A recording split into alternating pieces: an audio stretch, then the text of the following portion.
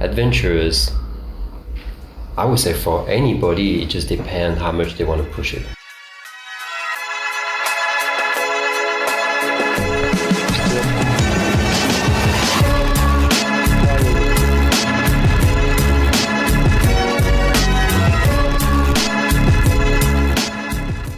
Hi guys, welcome back to our Paramotor adventure stories. This is a series that we cover all aspects of adventure flying. Here again we have our dear guest Jean Francois, welcome. And we have a very interesting topic today. That is how much experience and skill is required to start adventure flying. Jean Francois, you think is there any way how to measure experience in terms of hours of flights, or kind of quantify how much experience you need to start flying? It's kind of a tough question. So it depends how we qualify adventure, what level, but adventure is, I would say for anybody, it just depends how much they want to push it. I just keep repeating myself, but my first adventure was flying in Montana when I did my first 60 miles. And it was beautiful. I came back home and it was like, wow, I did something that was incredible today. It was perfect weather. I never flew that long before. I was flying with a friend of mine, and it was magical. And that's a little bit of baby steps that people need to achieve and build up from there. And after find a bunch of friends and just do something a little more extreme. So the level of knowledge and how many hours you flew prior will depend on so many people. I guess it's all in your mind, it's all in your brain. I think about how much you really want to push the risk. It's not even a risk, because it's all about having a good time and doing some more extended trip than what the average pilot wants to do. You know, I tried to quantify, because I had this question from other pilots. Hey, how many hours do I need to start this kind of like joining one of our trips? Let's say fly in Iceland, how many hours is needed, and or the Slovakia trip. And I had a pilot who had 20 hours flying. My student, he was great. He did a perfect job. He did supported cross-country flying from A to B, difficult takeoffs, landings, and he did fine. And then we had another different pilots who had maybe 100 hours, and yet they were struggling. So I think that the sole number of how many hours you have doesn't say anything about how whether you are ready for adventure flying or not.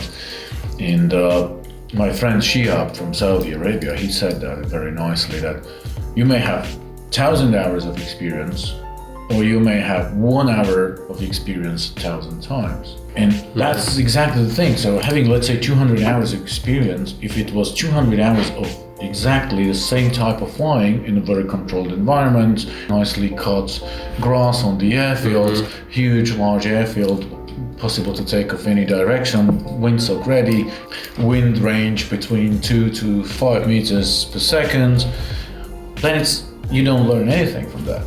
So the key is progressive overload. That means, as you said, push your limits a little at each step. So I would strongly encourage the pilots just to go into and find a moderate level of adventure flying that is just slightly beyond your current skills, because you want to learn. And this is the best way how to progress, to go slightly beyond what you're skilled at the moment. That is challenging, but not too much, because if it's too much, it's stressful. And it is as easy as just making it happen. You can still do it around your area where you're used to fly, but just land somewhere else. And launch from somewhere else right away will be like, oh, look what I did. I mean, you hit the nail. My very first adventure flight was taking off here in Kaunas, flying to Hilltop, which is a nice hotel on top of a little mountain. 30 minutes flight, and I landed at the pool at the hotel. Oh, at the pool, monsieur. Yep. At the pool, threw my glider in the shade of a tree and ordered a nice meal. It's like, oh, I actually got somewhere, So I didn't land, and it was a little adventure. As said, it doesn't count how many hours and takeoffs and flights you had. What matters is skills. And I have a list of skills that I would recommend for the pilots to have before starting. And also, I have some advice what to do if you don't have them. So I'll go through the list. So it's tight takeoff spots, kind of a challenge for beginners. Crosswind takeoffs, even more so. Well, nil winds and shifting winds, even nightmare for me still. Flying in turbulence, probably that scares the most. Spot landings and landing in high winds. So let's start with the first one, tight takeoff spots. Do you have any story about Yes, I got ending up really shitty place to take off? I got some. And when you think it's a shitty place, it's like, oh, that looks pretty short. Will I be okay? So sometimes you think that you have to start to turn as soon as you take off. And that's a little scary feeling, to not be sure that you have enough lift to go, because the lift change all the time. It's cold in the morning, it's hot in the afternoon, it's windy, no wind. So that makes a lot of impression on you whenever it's a tight spot that looks like this one here. There was one in Mexico that was very interesting. It was when I was flying the Gulf of Mexico side from Merida, and I was flying south. Straight line, I went pretty fast that day. I landed at that specific place, which was a truck cleaning, not a warehouse, but more like a truck cleaning field. And they were cleaning inside the tank of the truck. So to land there was already a challenge because they had power line. The wind was coming in one direction. It was power line, and I tried to land the first time, said no, I'm going to make it. So I went back up. It's very short landing, which means a very short takeoff also the next day, and even more because it depending the wind direction. So I went back again, and I turned again, and I set up, and I really had to go very, very, very close to the power line. Maybe I was 3 meters, 4 meters from the power line to just get down. I was ready with my throttle. It's kind of hard to judge how far you are from the power line. It's hard, and I don't know, but I know that I did. I don't remember if I didn't do it 3 times, but I know I did it twice for sure. And I got the nice landing, just fine, landing on my feet. Next morning it was time to take off, and it was pretty short. So you have to set up in one direction, you're like, oh, this one is good, suddenly you shift on the other direction, oh, this one is better. But anyway, finally, I set up and said, I'm not going to move anymore, I'm just going to wait. There's some countries that is very green, that have a lot of grasses. It's hard to figure out which way the wind is coming. But as soon as you're in desert area, the dust is very useful to find out what direction. And in New Mexico, apparently, we are called the dirt kicker, because that's what we do. We just keep kicking the dirt until the wind comes right between the legs. And that's the way we are called back there. That morning, I just set up and I just had to wait, because a big warehouse on one side, like within 15 feet from my wing, 2 big tanking truck park on the other side, and I had to aim right in between pretty much. That was my direction. The wind was good. I did the launch and it was strictly no issues. There was a tree on the far back, but that's what I call tight spot, because it's not just the distance, but there's also what is surrounding it. Sure. But tight spot, yeah, I got some, but not that many that I felt that were very dangerous. The problem with tight takeoff spots, now, if you are allowed to give an advice to someone who wants to start with adventure flying, there's no way to train it. Well, you wouldn't do that thing that you would come to your home airfield, which is a nice big spot, and you would set your glider close to the trees to make it tight. No such thing. So basically, the only way to gain this skill is to commit to an adventure. Because there is no such thing that you would train. There is no such thing that you would train this. Very true. Very true. At least to me, and the same with crosswind flying. So the first time I encountered crosswind takeoffs was, and the only time when I encountered crosswind takeoffs is on adventure flying, because back home, why would I lay my glider crosswind? Crosswind takeoffs, we had a few of them in Iceland, for example, on the trip. And farmland, little fences, and we were only having one road that you can run on, but the road was a bit crosswind. So yeah, that's a skill that you actually can train back home. You lay the glider into the wind, lift it, and try to turn maybe 30 degrees to the side. Imagine a runway that you need to follow on that field and try to force yourself to take off in that direction with a little bit sidewind. So you inflate the glider into the wind always, but then you can make a pretty sharp turn 30 degrees. Nil wind takeoffs. I see your reactions. Everybody has the same issues, like nil wind. If there's nil wind is okay, I guess, but when there's no wind and you get that dust moving and the dust goes in direction and it goes back and it goes around and you just get confused and you don't really know what to do. That's what you call nil wind. Yeah, on our trips that we organize, if the participant pilot have some issues, it's always the early morning, high elevation, nil wind takeoff. Early morning means there's dew on the grass, so the glider was going to be wet, which makes the inflation harder. High elevation makes you run faster, and nil wind again makes the inflation a lot harder. So there's the thing where the finesse of the technique is truly important. And yeah, I mean you can go and train those.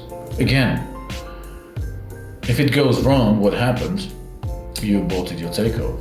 Yeah. And if you fail 4 times and you ended up completely exhausted, the only damage you have is to your ego, but still you're safe.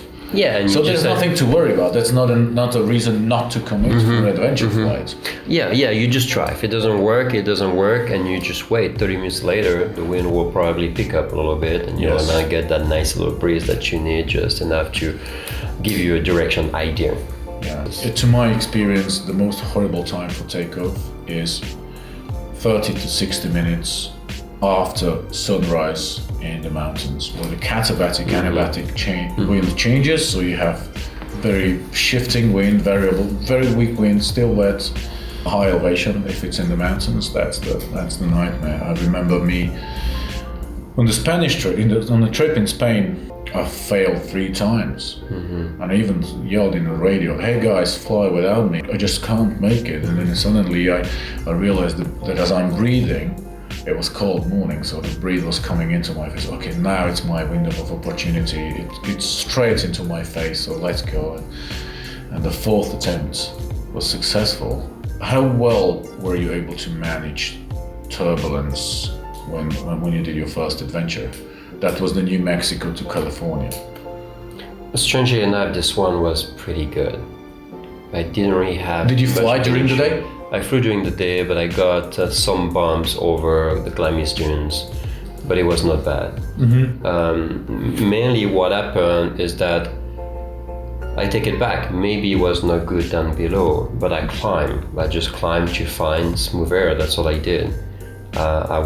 My overall elevation on that trip was about 2,000 meters, so 6,000 feet above. No, I think on this one I was 4,000 feet above ground most of the time. That's what it was. So I was about 6,000 feet above sea level. When I did my first adventure flight, that was strapping the sleeping bag to the Paramotor and flying around Slovakia. It was 1,000 kilometers, almost 1,000 kilometers in 6 days. I only did 2 flights a day. Yeah, morning and evening. Yeah, I did 1 full tank in the morning, 1 full tank in the evening, and during the day I rested, had some lunch, visited the city, had some little coffee. In the end, there's not that much time left because it was September, October, so the days were short. It was okay. So I wasn't really prepared to handle turbulence at that time, but it was super easy to avoid. And one thing I would recommend to, as a beginner gliders, do the SIV course. Have you had your SIV course before? I did get it, yeah, I did do it once, and it is the only way to survive the turbulence without being too scared. You have to know that the wing wants to fly. The wing wants to stay open, the wing wants to fly. If you go through turbulence, it wants to close, but it wants to reopen. And the only way to realize that is to do an SIV course, to see that the wing can take it. But having this SIV course will teach you to trust the glider. To relax and assume that that bump was not too bad. Yeah, and a collapse is not the game over. It doesn't really mean that you need to throw the reserve. Let's start slowly shifting your limits. Progressive overload. So if someone is afraid of turbulence, there's absolutely no need to fly midday. Exactly. Plan your trip in September, October. Days are short, so fly a little bit in the morning, fly a little bit in the evening. During the day, have a little relax, and could be like a progressive but yet cautious dosing of turbulence and risks. And it's perfectly doable. There's no need to postpone these plans. Yeah, exactly. That's how we did the Rio Grande. Early morning, we're leaving just at sunrise and going flying in the afternoon. We did a lot of miles. Turbulence, I think it was only one time, but that was it. The rest of the time was because nice. You had a large group. Not everybody willing to fly midday. And also it was also a different kind of adventure. Myself, when I do my long trip, I climb, I go high to get smooth air or get the right wind direction. But it's just because I'm sacrificing a little bit the scenery. You're up high, you see things, but it's different than being low. When during the Rio Grande, we wanted to fly low, we wanted to follow the river as much as we could, so we're not very high. And it will not be a great place to fly during the day. Next skill required spot landing. Yep. Have you had some crazy emergency landing where you really need, okay, I have one attempt only and I need to make it? Emergency, maybe not. But I got a few times where I was not going to repower to go back up. So it had to be very tight. And it was one in Texas.